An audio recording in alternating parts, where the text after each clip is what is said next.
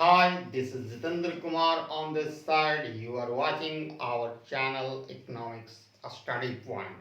Today I will cover classical theory of unemployment. It is also known as traditional theory of unemployment. तो सबसे पहले classical या traditional theory में कौन कौन इकोनॉमिक्स आते हैं, तो ऑल्ड इकोनॉमिक्स लाइक पिग्गू हो गया, रिकार्डो हो गया, एक्सेट्रा इसमें इंक्लूडेड किए जाते हैं। ठीक है, तो इसका सबसे पहले कंपोनेंट जो आपको समझना पड़ेगा, कंपोनेंट। तो इसके अनुसार सबसे पहले आपको एलडी हम लिख रहे हैं, इसका मीनिंग हुआ demand for labour, demand for labour. ठीक है, और एलएस जब हम लिखेंगे तो उसका मीनिंग होगा सप्लाई फॉर लेबर। ठीक है, और बेस रेट।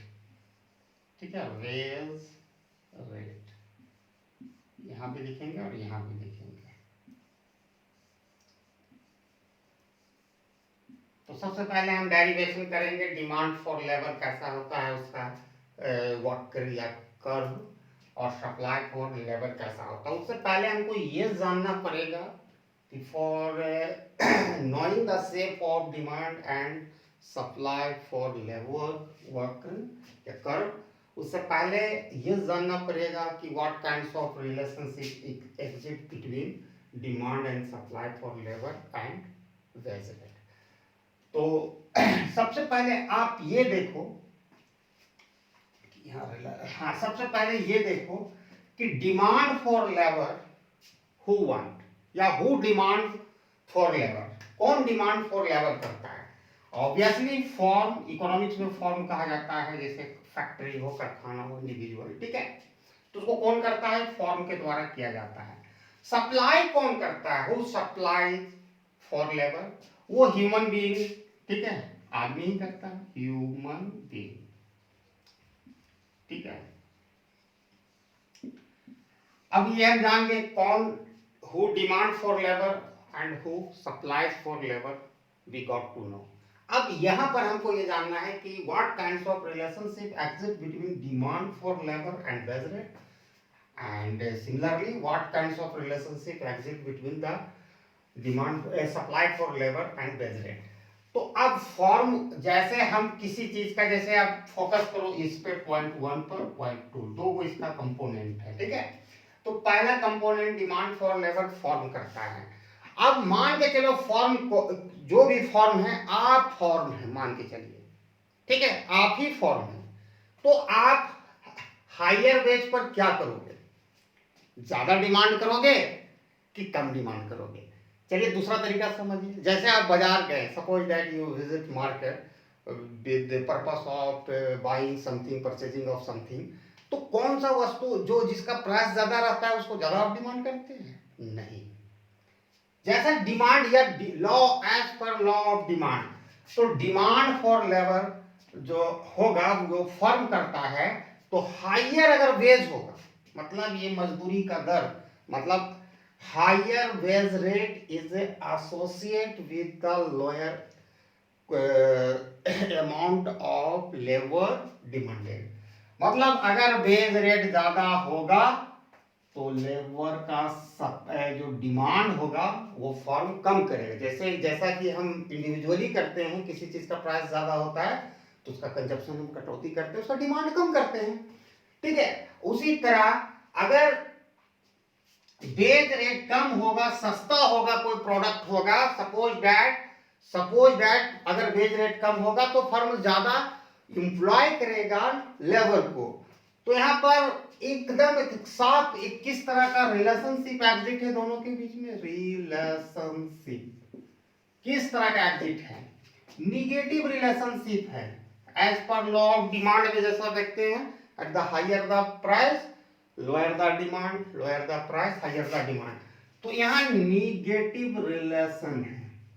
ठीक है, जब निगेटिव रिलेशनशिप होगा तो कैसा डिमांड फॉर लेबर होगा, उसका कर्व, तो वो हम लोग देखेंगे। यहाँ पर वेज और यहाँ पर क्वांटिटी ऑफ लेबर माप रहे हैं, तो इस तरह डाउनवर्ड स्लोपिंग, तो नॉट डाउट, ठीक है, higher wage is associate with the lower amount of labor demanded, whereas lower wage rate is associated with higher amount of labor demanded.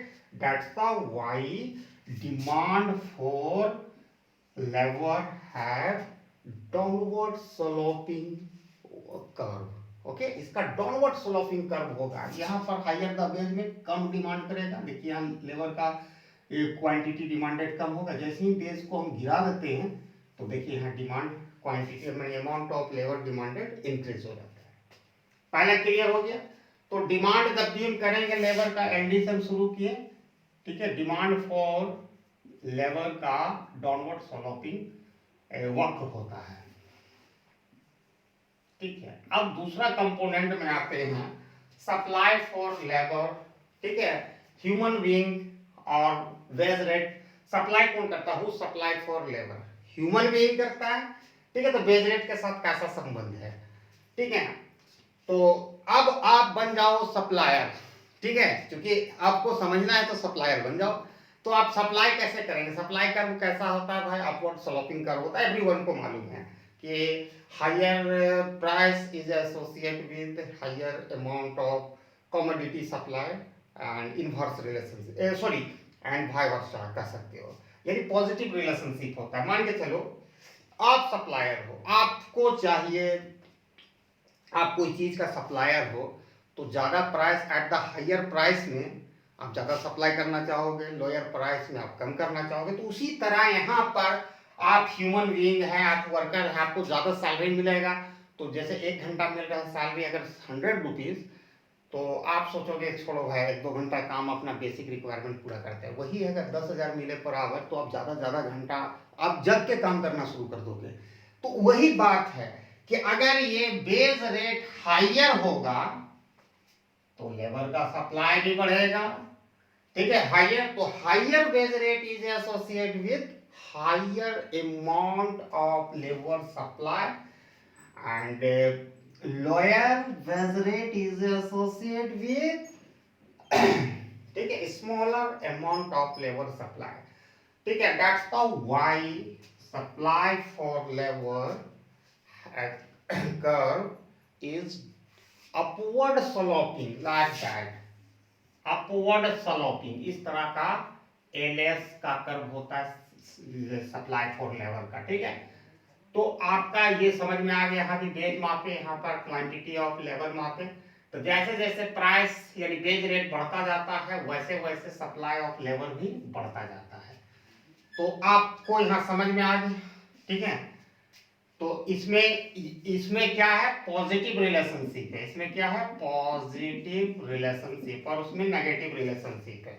तो देखिए there is a negative relationship between demand for labor and wage rate. That's the why demand for labor is downward sloping curve, and whereas there is a positive relationship between supply of labor and wage rate. That's the why supply for labor having upward sloping curve, ठीक है। तो यहाँ हो गया, but how equilibrium is achieved, ठीक है, according to classical theory of employment, ठीक है। अभी इक्विलिब्रियम पॉइंट कैसे अचीव होता है, so that equilibrium wage rate and equilibrium amount of labour employed. तो क्लासिकल थ्योरी में कुछ एग्जाम्पशन है, उसको पहले आप देख लो। पहला है फुल एम्प्लॉयमेंट, फुल एम्प्लॉयमेंट। अब ये भाई फुल एम्प्लॉयमेंट क्या होता है वो समझ लो। लेबर फोर्स, हम पॉपुलेशन एक अलग चीज होता है, लेबर फोर्स मतलब होता है one who perform any paid work, ऐसा काम करता है जिसके बदले में उसको पैसा मिलता है, ठीक है। अर्थव्यवस्था में कोई भी नो वन हु माने any person who is willing to work getting job, मतलब कोई भी अनएम्प्लॉयड नहीं रहेगा, सारे लोगों को रोजगार होता है, कोई बेरोजगार नहीं होता। दूसरा है flexible, flexible real wage rate, ठीक है। तो इसका मतलब क्या हुआ, फ्लैक्सिबल रियल वेज रेट, जो वेज हम जैसे 10,000 रुपया मैं कमा रहा हूँ, सपोज डैट हम कहीं पर काम किए हैं, आई एम परफॉर्मिंग वर्क, मैंने पेड वर्क हम कर रहे हैं कहीं पर, तो 10,000 मिल रहा है रुपीज, ठीक है। तो 10,000 जो रुपीस हमको मिल रहा है, ये हमारा मॉनेटरी इनकम है। How much commodity and service we can get, या we can purchase with the amount of my salary 10,000 is the real wage. या और भी इसको सिंपल भाषा में समझो, मान के चलो मेरा सैलरी 100 रुपीज है, ठीक है, और हम महीने में सिर्फ एक ही commodity, I consume only one commodity sugar, ठीक है, चीनी को ही खाते हैं, ये मान लो, एज्यूम, मानने में क्या हो जाता है।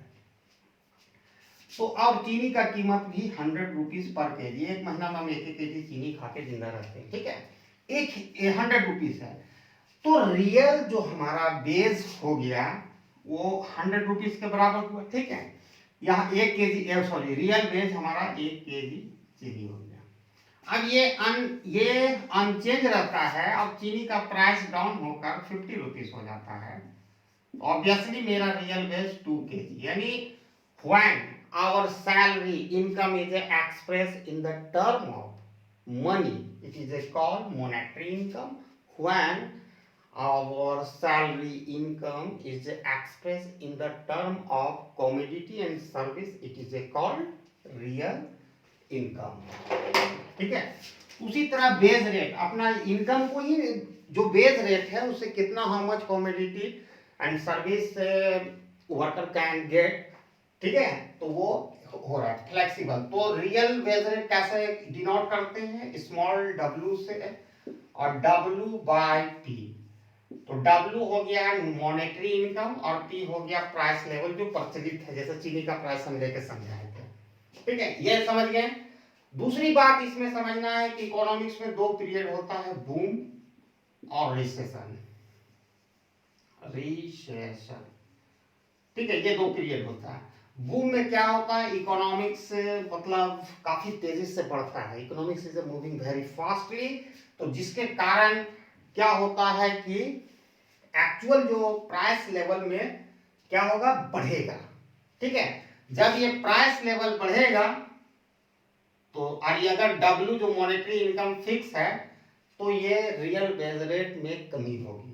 ये समझ सकते हैं कि अगर हमारा 100 रुपया ये माने मॉनेटरी इनकम में मान के चलिए, और गुड्स का जो प्राइस माने 10 रुपया पहले था इनिशियल प्राइस, तो इसका वैल्यू क्या हो गया भाई, 10 रुपया हो गया। अगर ये बढ़कर 50 रुपये 10-20 रुपया हो जाता है, पहले 10 आ रहा था वैल्यू, तो ये 5 हो जाएगा, यानी इसका वैल्यू रियल बेस का, इसका वैल्यू घट रहा है।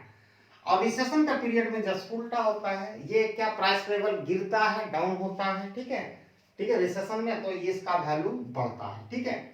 अब इतना चीज जानने के बाद we are in position to understand the classical theory of unemployment। तो फ्लेक्सिबल भी होता है, तो कैसे, how equilibrium is achieve in classical theory of unemployment, तो बताते हैं equilibrium point is achieved, equilibrium point that is equilibrium wage rate, real wage rate and amount of labour, ठीक है, is achieve through interaction of demand for labour and supply for labour, ठीक है। ये हमारा Y axis, यहाँ पर हम quantity of labour मापते हैं, क्वांटिटी, अब जितना लेबर है इक्विलिब्रियम पॉइंट में सारा वो इंप्लॉयड है, मतलब कहने का फुल एम्प्लॉयमेंट है, क्वांटिटी ऑफ लेबर। और यहाँ पर माप रहे हैं real wage rate, real wage rate, ठीक है, जिसको स्मॉल w से हम सूचित करेंगे। ठीक है, ये तो डिमांड फॉर लेबर हो गया, जिसको एलडी हम कहेंगे, और ये सप्लाई फॉर लेबर हम लोगों ने कैसे डेरिवेशन भी किया वो भी दिखाया। जिस पॉइंट पर equilibrium is achieved through interaction of demand for labour and supply for labour, at point the intersect at the equilibrium point is that point at which demand for labor and supply for labor intersect each other।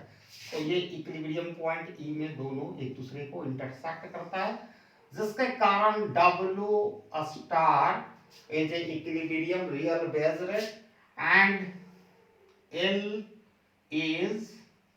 LO is equilibrium quantity of labor according to classical theory, classical economics। यहाँ पर ही full employment है, मतलब सारा लोगों को रोजगार मिल गया। मैं यहाँ लिख देता हूँ फुल एम्प्लॉयमेंट। चलिए भाई इतना हो गया। अब सपोज करो, ठीक है, रिसेशन का पीरियड हो रहा है, रिसेशन का पीरियड हो रहा है,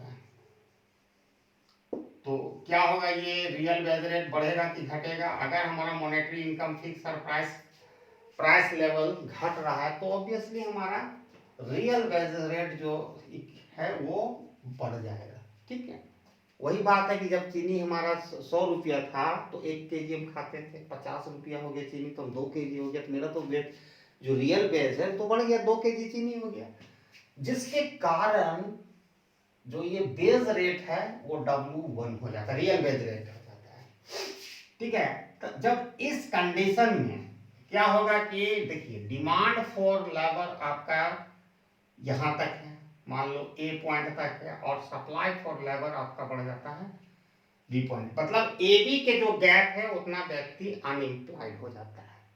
तो यहाँ पर क्या होता है कि क्लासिकल इकोनॉमिक्स ने ये माना है कि अर्थव्यवस्था में फुल एडजस्टमेंट प्रोसेस यानी फ्लेक्सिबल, हम पहले बोल दिए फ्लेक्सिबल वेज रेट होता है, जिसके कारण फुल एम्प्लॉयमेंट का स्टेटस प्राप्त हो जाता है। तो आप देखो यहाँ तक डिमांड हो रहा था, यहाँ तक ही डिमांड है इस बेस रेट में, और सप्लाई तो ज़्यादा, अगर हायर द बेस रेट है तो higher wage rate is associate higher amount of labour supplied. तो यहाँ पर क्या होगा कि जो कम मतलब है जो अनएम्प्लॉयड व्यक्ति है they will get ready to work.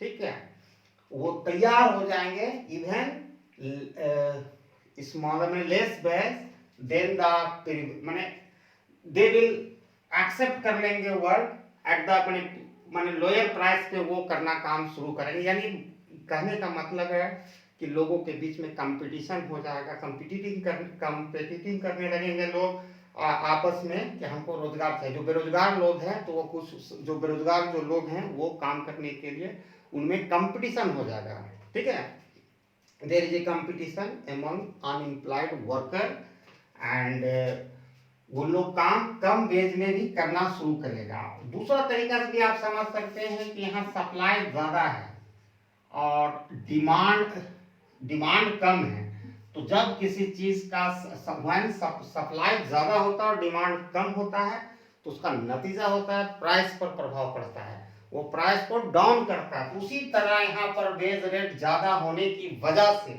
Demand कम है और सप्लाई ज़्यादा है, जिसका प्रेशर जो फ्लेक्सिबल इन लोगों ने माना और फुल एम्प्लॉयमेंट की मान्यता के कारण ये प्राइस को डाउन करके ई पॉइंट पर ले आया, जहां पर इक्विलिब्रियम बेस W स्टार और फुल एम्प्लॉयमेंट सारे लोगों को काम लग जाएगा।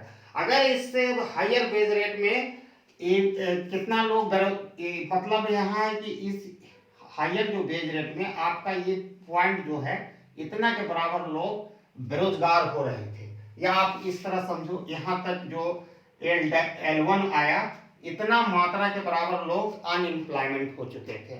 तो ये अनएम्प्लॉयमेंट माने अनएम्प्लॉयड पर्सन वर्कर, ठीक है, इनके बीच में कंपटीशन होगा रोजगार प्राप्त करने के लिए। वो कम वेतन पर भी प्रिवेलिंग वेतन पर भी काम करना चाहेंगे, जो प्राइस को बेस रेट को डाउन कर देगा। अब सपोज करो बूम का पीरियड हो, तो बूम का पीरियड में क्या भाई, प्राइस बढ़ेगा, ठीक है, प्राइस बढ़ने लगेगा। अब चीनी का कीमत 200 रुपया हो गया, तब आधा केजी हम करेंगे, तो इसका नतीजा होगा कि रियल बेस डाउन हो जाएगा, ठीक है। अब रियल बेस डाउन होके यहाँ आ गया, ठीक है, W2 से हम इसको डिनोट कर रहे हैं। तो इस स्थिति में जो लेबर का ये सप्लाई है आपका, ठीक है, और ये लेबर का डिमांड है, ये LD हम कर देते हैं, यहाँ पर LS करते हैं, तब ज्यादा अच्छा, ठीक है। तो इस स्थिति में लेबर का जो डिमांड है आपका बढ़ गया यहाँ तक, ठीक है, और सप्लाई यही तक है, क्योंकि लोअर वेज में लोग काम नहीं करना चाहेगा पब्लिक, लेकिन तो फॉर्म तो चाहेगा कि ज्यादा ज्यादा लोग काम करें, उसको तो प्रॉफिट है, कम वेतन देना पड़ता है। तो यहाँ पर क्या हो जाएगा कि इस स्थिति में भी जो इतना के बराबर लोग मतलब काम नहीं कर रहे हैं, तो फिर क्या होगा कि कंपटीशन स्टार्ट हो जाएगा एमंग द फर्म, कंपटीशन करने लगेंगे, कंपिटिटिव करने लगेंगे, कि वो लोग कंपीट करना शुरू करेंगे एक दूसरे से, कि हम भाई आपको ज्यादा बेच देकर भी वर्कर को अट्रैक्ट करेंगे, और वो क्या करेंगे कि कंपटीशन होगा, तो जिसके कारण वो बेस को माने पुश अप करेगा, यानी ऊपर की ओर ठेलेगा, और वो फिर इक्विलिब्रियम बेस रेट में रीस्टोर हो जाएगा। या इस तरह समझो, यहाँ पर सप्लाई जो डिमांड है ज्यादा है और सप्लाई जो लेबर का है वो कम है, यहाँ demand is greater than supply. तो जब भी किसी चीज का डिमांड ज्यादा होता है, ठीक है, इन रिलेशन टू सप्लाई, तो वो प्राइस को क्या करता है, अप करता है, बढ़ा देता है। यहाँ पर है उसी तरह यहाँ पर जो लेबर का डिमांड ज्यादा है और सप्लाई कम है, तो इन दिस सिचुएशन ये wage rate tend to move up या अपवर्ड, ठीक है। तो यहाँ हो गया, लेकिन इसका कुछ क्रिटिसाइज भी किया, यही this is the classical theory of unemployment. इसका मेजर क्रिटिसाइज ये कहा जाता है, does not explain the real phenomena of unemployment, पहली बात। दूसरी है कि इकोनॉमिक्स में कुछ रिजिडिटी होती है, जिसके कारण फ्लेक्सिबिलिटी नहीं होता है। जो रियल इकोनॉमिक सिचुएशन जो होती है उसमें आप कह सकते हो कि रिजिडिटी होती है। जैसे मान के चलो यहाँ पर वेज रेट था हायर में जो सेटअप हुआ था, इतना के प्रति लोग माने इतना अमाउंट के इक्वल टू बेरोजगार थे, तो यहाँ से नॉमिनल वेज रेट को घटाने नहीं देते। दो कारण है, अगर ट्रेड लेबर यूनियन की तरफ से सोचोगे तो उन लोग अपोज करेगा, वर्कर भी अपोज करेगा, डिक्लाइन करेगा, ठीक है। दूसरा तरफ फर्म है always pay higher price than the prevailing, माने higher base than the prevailing price, माने जो भी फर्म होता है वो हायर पे करता है, क्योंकि कोई व्यक्ति से सर्क नहीं करेगा, काम से जी नहीं चुराएगा, दूसरा इफिशियंसी पर्पज से, जिसके कारण रियल इकोनॉमिक्स सिनोरियो में ये इम्पॉसिबल होता है कि जो एक बार इनकम जो बढ़ गया उसको घटा सके, ठीक है।